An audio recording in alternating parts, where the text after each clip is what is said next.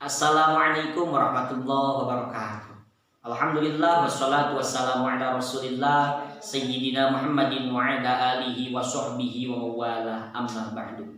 Alhamdulillahirabbil alamin. Senang sekali pada kesempatan kali ini kita bisa kembali berjumpa dengan saya Isnan Nur Fatwa dan rekan saya yang nanti akan memperkenalkan diri juga dalam kajian online kita. Dan pada kesempatan kali ini saya akan menepati janji saya untuk menjawab beberapa pertanyaan dari sahabat-sahabat semua mengenai materi yang kemarin saya sampaikan, yaitu mengenai sikap terbaik atau cara terbaik menyikapi pandemi COVID-19 ini. Tapi sebelum itu kita akan dengarkan dulu, karena kalau ada pepatah yang mengatakan gitu ya, tak kenal maka tak sayang. Jadi harus kenalan dulu supaya kita bisa saling menyayangi satu sama lain, sesama umat manusia dan sama umat yang beragama Islam. Silahkan perkenalkan dulu teteh yang berada di sebelah sana. Namanya siapa? Asal dari mana? Assalamualaikum warahmatullahi wabarakatuh. Waalaikumsalam warahmatullahi wabarakatuh. Perkenalkan, nama saya Rahayu. Saya merupakan santriwati Pondok Pesantren Al-Hidayah. Dan sekarang saya menduduki kelas 3 SMA. Cukup perkenalannya? Cukup. Oh, cukup. Jadi kita bisa tahu bahwasanya beliau berasal kepada orang tua ya. Dia namanya adalah Teh Rahayu, tapi saya sering memanggilnya dengan panggilan Dek Ayu karena usianya memang sedikit di bawah saya, bukan banyak ya, sedikit, karena kita tidak beda jauh usianya, hanya sedikit saja. Dipanggilnya Dek Ayu dan merupakan salah seorang santri di Pondok Pesantren Al-Hidayah, dan sekarang dia sedang menempuh pendidikan di kelas 12 atau di kelas 3 SMA, bukan begitu? Ya, benar sekali.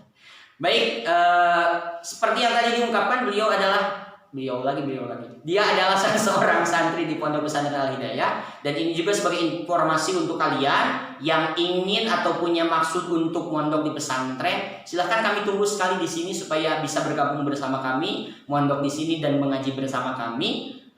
Kita akan belajar sama-sama tentang ilmu agama, mendalami ilmu agama semaksimal mungkin. Dan juga di sini ada sekolah, jadi kalian bukan hanya bisa mondok di pesantren, tapi juga bisa menempuh jenjang pendidikan baik SD, SMP, SMA, atau mungkin kuliahnya juga bisa di sini nanti. Meskipun tidak ada perkuliahan di sini, tapi insya Allah jauh sih enggak, tapi dekat juga enggak. Jadi bisa ditempuh, atau kalau orang sudah bilang bisa didugdag ya, bisa didugdag dari sini untuk kuliah dan mondok di Pondok Pesantren Al-Hidayah ini. Pada kesempatan kali ini saya juga ingin menginformasikan sesuatu, bahwasanya berhubung kita sebentar lagi akan memasuki bulan Ramadan ya, Teh Ayu ya, begitu ya? Ya. Ya, sekarang tinggal berapa hari lagi? Tinggal 5. Oh, tinggal 5 hari lagi ya. Mohon maaf karena tidak punya kalender, jadi agak bingung sedikit. Tinggal beberapa hari lagi menjelang bulan Ramadan, dan biasanya di Pondok Pesantren Al-Hidayah kalau menjelang bulan Ramadan itu kami senantiasa mengadakan sebuah acara. Acaranya siapa? Acaranya siapa? Nama acaranya apa? Karomah gitu ya. Karomah itu kepanjangannya adalah Kajian Ramadan Ma'had Al-Hidayah. Jadi kajian khusus di bulan Ramadan yang diselenggarakan oleh Pondok Pesantren Al-Hidayah. Kalau kalian mau minat bergabung, silahkan mondok di Pondok Pesantren Al-Hidayah. Caranya seperti apa? Caranya mudah.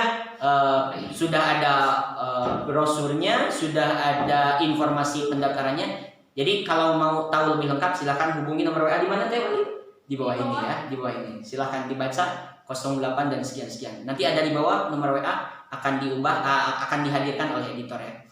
Baik, langsung saja kita ke pertanyaan demi pertanyaan, karena saya yakin kalian semua sudah menunggu apa ya jawaban pertanyaan saya. Kalaupun tidak bertanya, mungkin ada pertanyaan yang bisa mewakili pertanyaan sahabat-sahabat semua. Ayo kita beranjak pada pertanyaan yang pertama. Mohon dibacakan. Pertanyaan yang pertama dari saudari Teh Depi. Oh ya, Teh Depi. A. Bagaimana hukum rebahan dalam kondisi merebaknya COVID-19? Boleh atau tidak? Karena saya kan biasanya bekerja di luar, tapi sekarang harus di rumah aja. Mohon penjelasannya. Penjelasannya baik ya. Ini pertanyaan yang kekinian, karena ada istilah rebahan gitu ya. Rebahan itu mungkin baru happening atau baru booming sekitar 1 atau 2 tahun belakang ya. Jadi ini pertanyaan yang luar biasa. Bagaimana hukum rebahan pada kondisi merebaknya pandemi COVID-19? Sebenarnya rebahan itu hukum asalnya gitu ya. Kalau kita mau bilang hukum asalnya itu ya mubah, atau mubah itu boleh dilaksanakan gitu. Selama apa? Selama rebahan itu tidak meninggalkan kewajiban sholat, tidak meninggalkan kewajiban kalau pelajar belajar, kalau santri mengaji, kalau pekerja bekerja. Jadi boleh-boleh saja selama tidak meninggalkan kewajiban, apapun itu kewajibannya. Tetapi alangkah baiknya jikalau kita, karena memang pemerintah menginstruksikan kita untuk di rumah aja gitu ya, sampai ada hashtag di rumah aja. Apakah hanya dengan rebahan saja? Tentu saja tidak, karena masih banyak pekerjaan-pekerjaan yang lain yang bisa kita lakukan, yang tentu saja itu akan lebih produktif atau lebih bisa menghasilkan sesuatu yang lebih bermanfaat. Jadi rebahan silahkan saja kalau memang tidak ada pekerjaan yang lain, tetapi alangkah baiknya jangan hanya rebahan ketika kita diinstruksikan oleh pemerintah untuk tinggal di rumah, tetapi misalnya gunakan waktu itu untuk misalnya apa ya, pekerjaan yang bisa dilakukan di rumah apa tadi? Sapu-sapu rumah, atau ngepel, atau kalau orang Sunda cuci piring apa? Gegero, itu juga bisa ya. Atau paling tidak mungkin kalian yang bisa melukis, kalau bisa bernyanyi ya rekaman di rumah atau apapun silahkan bisa dikerjakan. Kalau rumahnya misalnya sekarang mau menjelang Idul Fitri, mau belum dicat, silahkan mengecat rumah atau apapun bisa dikerjakan selama itu bermanfaat, daripada hanya sekedar rebahan. Meskipun rebahan itu juga tidak apa-apa, daripada kita keliaran ke Singaparna, keliaran ke pasar Cikurubu, atau keliaran kemanapun. Sementara kan sekarang pandemi COVID-19 semakin merebak, jadi lebih baik kalau dibandingkan daripada berkeliaran kemana-mana, ya lebih baik rebahan di rumah. Tapi kalau dibandingkan lagi daripada rebahan, ya lebih baik beraktivitas gitu. Bisa dipahami gak yuk? Ya mudah-mudahan TDP juga bisa memahami, dan sahabat-sahabat yang lain juga yang ada dimanapun bisa memahami. Jadi rebahan itu boleh saja asal jangan meninggalkan kewajiban, tapi daripada rebahan lebih baik melakukan sesuatu yang lebih bermanfaat. Itu pertanyaan yang pertama. Yang kedua silakan dibacakan ya Ayu. Yang kedua kita dapat dari saudara Asyahril. Asyahril ya. A-nya itu apa ya? Ahmad atau apa? A mungkin. Oh, A mungkin. Pertanyaannya, A, kan kata A salah satu sikap terbaik menyikapi COVID-19 itu jangan panik. Oh iya. Tapi saya selalu panik, malah merasa memiliki ketakutan yang berlebihan. Tolong solusinya. Oh baik. Jadi kemarin kan saya ungkapkan bahwasanya cara terbaik atau sikap terbaik menyikapi pandemi COVID-19 ini ada beberapa cara ya. Kalau kalian mau tahu silahkan tonton lagi video yang di belakang atau video yang kemarin saya upload di YouTube kalau yang belum nonton ya, supaya tahu gitu. Dan memang benar salah satunya adalah tidak boleh panik gitu. Tapi saya tuh selalu panik, saya berusaha untuk tidak panik tapi selalu panik. Bagaimana caranya supaya tidak panik? Kita harus tahu bahwasanya salah satu penyebab kepanikan itu adalah karena kita biasanya mendapatkan banyak informasi yang pada akhirnya menakutkan kita. Oleh karena itu kalau kalian sering panik karena informasi-informasi tersebut, sebaiknya hindari gitu. Jadi jangan terlalu sering membaca membaca pesan di WhatsApp grup, membaca pesan-pesan gimana pun yang memang berkaitan dengan COVID-19 ini yang belum jelas kebenarannya. Itu kan ada isu-isu kan seperti itu, COVID-19 menyebar melalui handphone, menyebar melalui makanan, menyebar melalui yang memang kebenarannya belum bisa dipertanggungjawabkan, menyebar melalui berbagai macam informasi yang tidak bisa dipertanggungjawabkan, yang kalau kita tidak siap mentalnya pada akhirnya itu bisa menyebabkan kepanikan. Jadi saran saya hindari bacaan-bacaan yang tidak jelas mengenai informasi daripada COVID-19 ini. Lebih baik kita kalau orang Sunda bilang itu bangbalerkan. Jadi kita alihkan perhatian kita, lebih baik kita alihkan kepada sesuatu yang memang yang bisa mengalihkan perhatian kita daripada COVID-19. Misalnya kita alihkan dengan membaca buku pelajaran, atau membaca komik, membaca novel, atau apapun itu yang bisa memang mengalihkan. Atau kalau kalian suka menonton televisi, bisa dengan menonton sinetron Raden Kian Santang, atau apalagi kesukaan Kayu kan judul sinetron. Oh banyak, judul sinetronnya banyak. Atau apapun itu. Kemudian yang selanjutnya supaya kita tidak panik, kita harus meyakinkan diri kita bahwasanya kita ini yakin tidak akan terkena. Dengan cara apa? kita berusaha, misalnya dengan cara sering bersih-bersih, cuci tangan, menjaga jarak, tidak keluar rumah. Kalau kita sudah merasa diri, wah saya mah sudah siap-siap nih, saya mah sudah melaksanakan berbagai macam protokoler kesehatan, pasti saya tidak akan terkena oleh wabah tersebut. Kalau kita sudah punya kesiapan diri dan kita yakin akan itu, pasti tidak akan panik. Yang biasa panik itu yang misalnya kita keluar rumah, jadi nanti timbul panik. Wah, di luar rumah itu saya ketemu dengan orang yang terinfeksi virus corona atau tidak ya, maka akan timbul kepanikan. Jadi kerjakan segala sesuatu yang bisa menyebabkan kita memiliki keyakinan bahwasanya kita ini terbebas dari COVID-19. Jadi seperti itu. Jadi hindari segala sesuatu yang bisa menimbulkan Anda panik, hindari segala sesuatu yang bisa membuat Anda merasa ketakutan akan COVID-19. Dan yang kedua adalah maksimalkan upaya Anda sehingga Anda yakin bahwasanya Anda akan selamat, akan terbebas, terhindar daripada COVID-19. Seperti itu, Dayu. Itu yang keberapa, Dayu? Pertanyaan kedua. Yang kedua. Lanjut yang ketiga ya, silahkan. Sekarang pertanyaan yang ketiga dari saudara Bintang. Oh, bilang gitu ya? Ya, mohon maaf ya untuk orang yang bernama Bintang, saya bercanda aja. Bapak rumah tangga kayaknya nih. Oh, bukan rumah. Oh iya, suami maksudnya. Oh iya. Izin bertanya, saya bingung banget. Di satu sisi saya harus bekerja di luar rumah untuk menafkahi anak dan istri saya. Tapi di sisi lain saya juga takut tertular dengan COVID-19. Dan juga kita dianjurkan oleh pemerintah supaya di rumah saja. Nah, sebaiknya saya harus bersikap seperti apa? Oh, jadi Bapak Bintang ini karena sudah berumah tangga berarti bapak-bapak ya? Ya. Jadi Bapak Bintang ini, mohon maaf ya Pak Bintang dimanapun Anda berada, mohon maaf. Bapak Bintang ini sedang ada dalam kegalauan. Jadi di satu sisi takut tertular, tapi di sisi lain harus mencari nafkah untuk anak-anaknya. Bagaimana kalau seperti ini? Apakah harus memaksakan diri mencari nafkah karena memang harus menafkahi anak dan istrinya, atau harus berdiam diri di rumah karena takut tertular oleh COVID-19? Tentu saja pilihan yang terbaik adalah berdiam diri di rumah, gitu ya. Kalau dengan berdiam diri di rumah itu tetap bisa bekerja. Jadi kalau istilah sekarang ada istilah WFH, work from home, bekerja dari rumah. Kalau memang bisa bekerja dari rumah, misalnya bisa bekerja dari rumah itu ada misalnya apa ya, jualan online. Apalagi kan sekarang mau sebentar lagi mau Idul Fitri ya. Misalnya ya udah Ramadan kan Idul Fitri. Yang mau Ramadan terus udah Ramadan Idul Fitri, misalnya bisa jualan apa ya?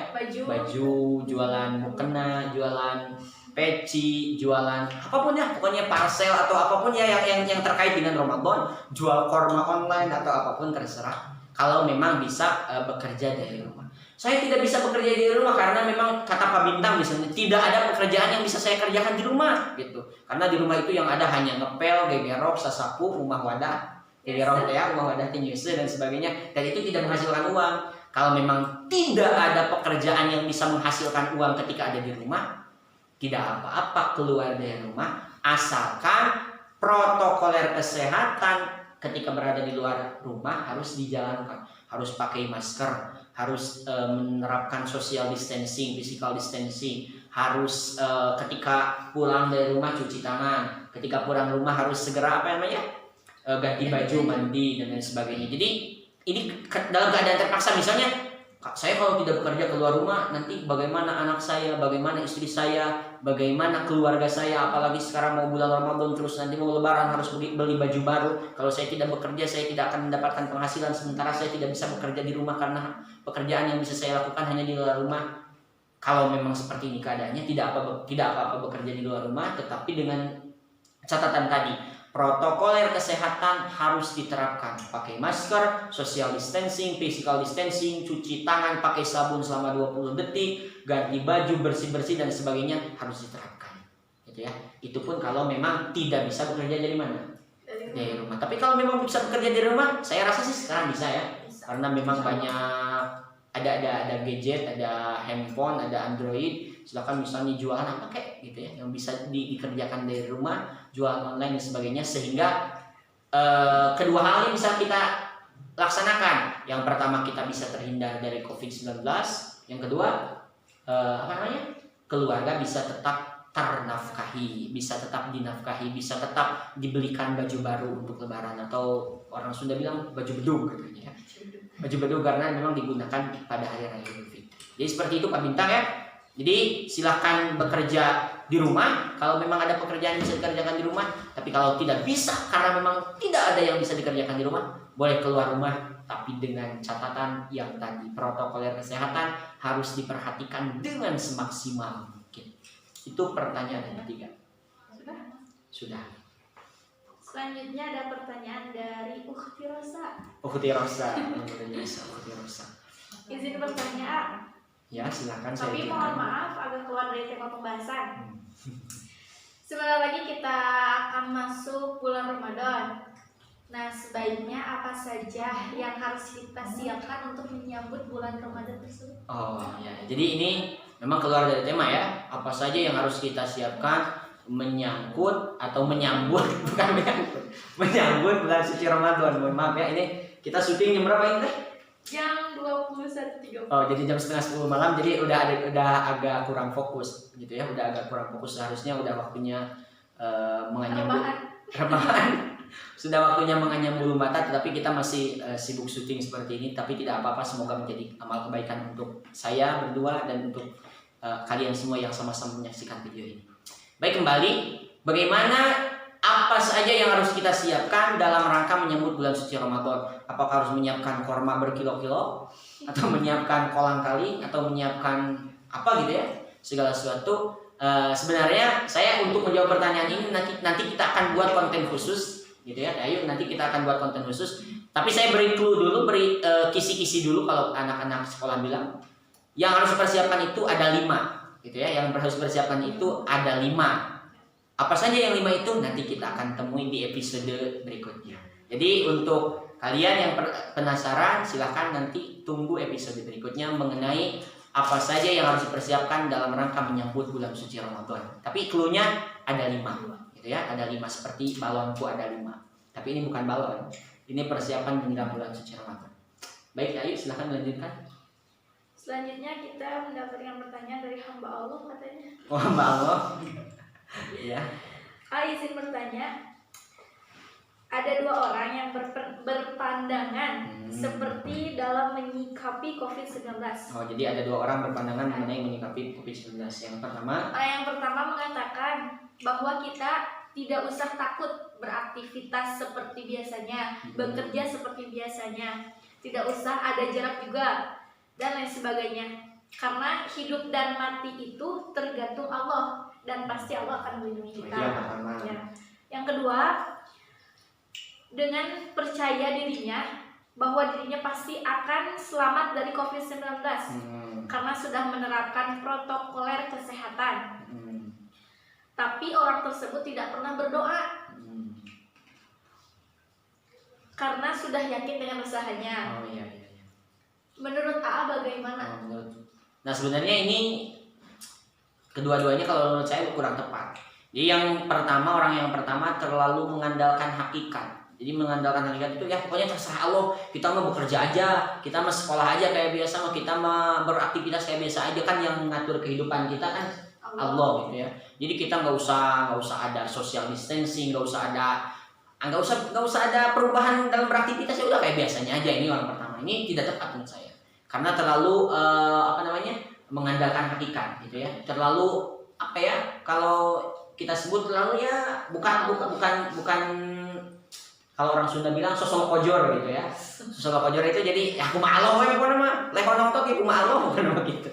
Nah, ini orang yang pertama. Kalau orang yang kedua ini sebaliknya. Orang yang kedua ini terlalu mengandalkan diri sendiri tanpa ada kepasrahan diri terhadap Allah Subhanahu wa taala. Jadi pokoknya saya mah tidak usah berdoa kepada Allah yang karena saya sudah cuci tangan, sudah menerapkan social distancing, sudah menerapkan physical distancing, pokoknya kesehatan sudah saya terapkan, pakai masker setiap keluar dari rumah. Nah, ini juga tidak tepat gitu ya. Harusnya seperti apa? Harusnya pendapat kedua orang ini disatukan gitu. Jadi disatukan. Satukan ini maksudnya seperti apa? Jadi usaha kita harus kita maksimalkan. jaga jarak atau disebut social distancing, physical distancing, kemudian keluar rumah pakai masker, kemudian tidak berkerumun tidak masuk ke dalam kerumunan orang banyak, kemudian selalu cuci tangan. Pokoknya berbagai macam protokol kesehatan diterapkan. Di satu sisi terapkan juga apa? Terapkan juga kepasrahan kita kepada Allah dengan senantiasa berdoa, meminta perlindungan kepada Allah. Jadi ini harus disatukan. Jadi ini kalau terpisah seperti ini tidak tepat, gitu ya. Ini tidak tepat. Jadi harusnya dikombinasikan, dikolaborasikan, usahanya dimaksimalkan, kemudian doanya pun, kepasrahan ketawakalan kita kepada Allah pun kita tingkatkan, sehingga antara usaha dengan doa ketika dipadu-padankan, maka yakin Allah Subhanahu wa taala akan menjaga kita. Jadi seperti itu, Ayu. Bisa dipahami, Ayu? Insyaallah. Ya, jadi seperti itu. Masih ada pertanyaannya? Habis. Oh, sudah habis. Jadi itu 5 pertanyaan yang bisa saya jawab beserta rekan saya pada kesempatan saat ini. Semoga kelima pertanyaan ini juga bisa mewakili pertanyaan-pertanyaan kalian. Tapi kalau memang masih ada yang ingin ditanyakan, bisa kembali ditanyakan melalui Instagram. Ini nama Instagramnya di bawah, bisa dilihat. Kemudian ada itu pasti nanti editor yang ngurusin soal itu. Yang kedua bisa juga melalui Facebook. Facebooknya ini ada, silakan dibaca di bawah ini. Kemudian melalui WhatsApp, ini nomor WhatsAppnya di bawah juga, silakan dilihat. Di atas? Enggak di bawah. Nah, nanti kalian bisa bertanya mau tentang apapun. Pertanyaannya mau masih terkait dengan COVID-19, mengenai penanganan dan lain sebagainya, tentunya dalam kacamata atau pandangan saya ya, tidak dalam kacamata yang lain karena saya tidak menguasai ilmu yang lain. Atau mungkin ingin meminta penjelasan mengenai tema yang lain, boleh ya? Ya. Misalnya Teh Ayu ingin tema apa yang ingin bahas? Oh tidak, mungkin tema tentang senyuman ya, fadilah senyuman seperti apa, hadis-hadis tentang senyuman seperti apa. Nanti kita akan bahas juga. Dan yang terdekat kita akan bahas nanti mengenai apa saja yang harus dipersiapkan menjelang Ramadan, seperti tadi pertanyaan yang ditanyakan oleh Teh Rosa, ya. Jadi Teh Rosa jangan kemana-mana, tetap pantengin channel ini. Nanti kita akan jawab pertanyaannya di episode yang akan datang. Teh Ayu, nama Facebooknya siapa tadi? Ayu. Bagaimana nulisnya? AYYU. AYYU. Nanti ya di sini AYYU. Nanti Instagram juga ada. Instagram juga apa Teh Ayu? Instagramnya? Ayu_RH14. Panjang? Sekali lagi dong. Di bawah ini lihat ya, Ayu_RH14. 14 ini karena anak ke-14 mungkin ya. Baik, untuk kesempatan kali ini dicukupkan sekian. Terima kasih atas segala perhatiannya, mohon maaf atas segala kekurangannya, dan jangan lupa untuk semakin memperluas kemanfaatan daripada video ini. Saya tidak akan meminta apa-apa kecuali minta supaya men-share-nya kepada teman-teman yang lain. Tidak usah di-share videonya, cukup share apanya Kak Ayu? Apanya? Linknya saja, gitu ya. Jadi link videonya di-share ke teman-teman yang lain di grup WhatsApp, di grup Facebook atau dimanapun, silahkan di-share. Sekali lagi, terima kasih atas segala perhatiannya, mohon maaf atas segala kekurangannya. Saya Isna Nur Fatwa dan rekan saya mohon undur diri dari hadapan Anda. Billahi taufiq wal hidayah. Wassalamualaikum warahmatullahi wabarakatuh.